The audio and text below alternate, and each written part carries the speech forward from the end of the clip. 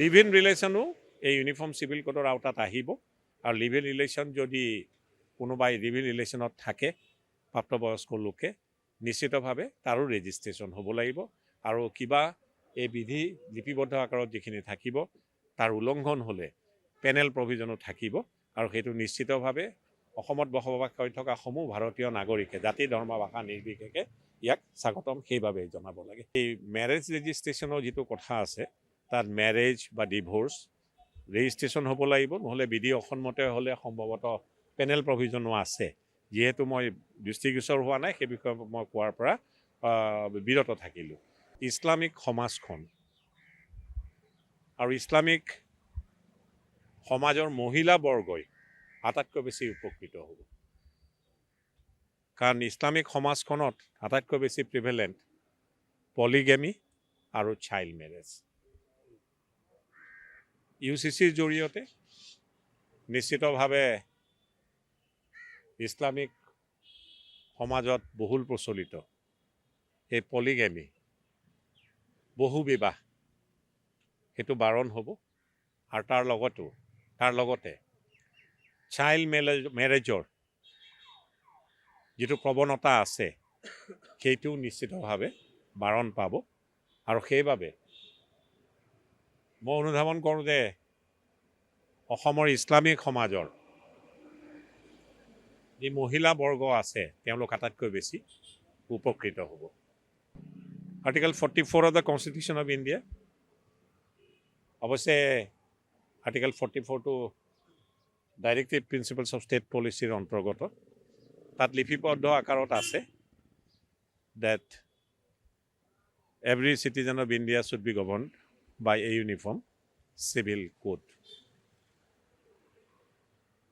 Uniform civil code প্ৰৱৰ্তিত হোৱাৰ লগে লগে marriage, divorce, maintenance, succession, inheritance ইত্যাদিৰ ক্ষেত্ৰত একেই আইন হ'ব সকলো ধৰ্মাৱলম্বী লোকৰ বাবে।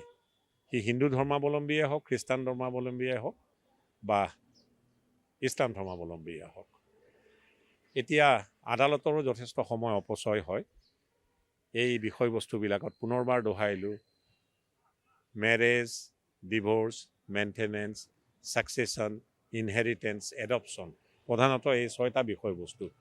ইয়াৰ ক্ষেত্ৰত বিভিন্ন ধৰ্মাৱলম্বী লোকৰ ক্ষেত্ৰত বিভিন্ন আইন থকাৰ বাবে আদালতৰো যথেষ্ট সময় ক্ষতি হয় অবাবতে, আৰু তাৰ লগতে লিটিগেণ্ট পাব্লিকৰো যথেষ্ট সময় বিধি অসন্মতভাৱে আদালতলৈ তাঁত বাতি কাঢ়িবলগীয়া হয়। সেই পৰিস্থিতিৰ উপশম ঘটিব। ক'ৰ ৰিলিজিয়াছ ইছ্যুজ যিবিলাক আছে তাত ইউনিফৰ্ম চিভিল কোডে কেতিয়াও হস্তক্ষেপ নকৰে। অসমৰ যে ট্ৰাইবেল পপুলেশ্যন আছে তেওঁলোকৰ ওপৰতো ইয়াৰ কোনো প্ৰভাৱ নপৰে। আটাইতকৈ ডাঙৰ কথা, ইনহেৰিটেন্সৰ ক্ষেত্ৰত মহিলাই হওক, সকলো ধৰ্মাৱলম্বী লোকৰ বা পুৰুষেই হওক সম অধিকাৰ, সমভাগ হোৱাৰ সম্ভৱতঃ যিখিনি লিপিবদ্ধ আকাৰতে ইউনিফৰ্ম চিভিল কোডত থাকিব তাৰ জৰিয়তে সকলো ধৰ্মাৱলম্বী লোক উপকৃত হ'ব। আটাইতকৈ উপকৃত হ'ব ইছলাম ধৰ্মাৱলম্বী সমাজৰ মহিলাবৰ্গখিনি।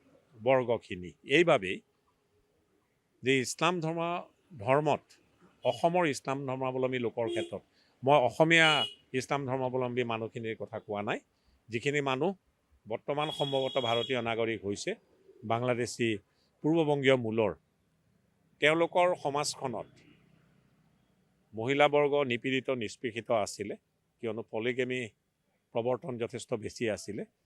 পলিগেমি মানে বহু বিবাহ বিধি অসন্মত নাছিলে আৰু তাৰ লগতে বাল্য বিবাহ অতি বৃহৎ হাৰত চলি আহিছিলে। তাক যিহেতু বাৰণ কৰিব এই ইউনিফৰ্ম চিভিল কোডে, নিশ্চিতভাৱে ইছলাম ধৰ্মাৱলম্বী সমাজখন উপকৃত হ'ব। তাতোকৈ উপকৃত হ'ব এই পূৰ্ববংগীয় মূলৰ ইছলাম ধৰ্মাৱলম্বী যিখন মহিলাবৰ্গ তেওঁলোকৰ সমাজখন আটাইতকৈ বেছি উপকৃত হ'ব। আৰু সেইবাবে ইউনিফৰ্ম চিভিল কোড অসমত প্ৰৱৰ্তিত হোৱাৰ লগে লগে অসমত বসবাস কৰি থকা সকলো ভাৰতীয় নাগৰিকে জাতি ধৰ্ম ভাষা নিৰ্বিশেষে নিশ্চিতভাৱে ইয়াক স্বাগতম কৰিব লাগে আৰু আইনৰ ছাত্ৰ হিচাপে মই তাকেই অনুধাৱন কৰোঁ। ইমানেই, ধন্যবাদ।